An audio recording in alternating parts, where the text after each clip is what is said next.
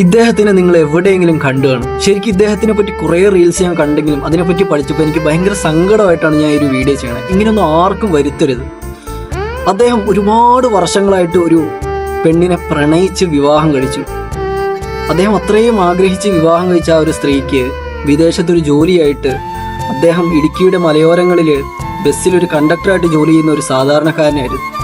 ഒരുപാട് നെയ്തുകൂട്ടിയ സ്വപ്നങ്ങളുമായിട്ട് അദ്ദേഹം നാട്ടിൽ നിൽക്കുമ്പോൾ തൻ്റെ ഭാര്യ അന്യനാട്ടിൽ മറ്റൊരാളുമായിട്ട് ബന്ധത്തിലായി.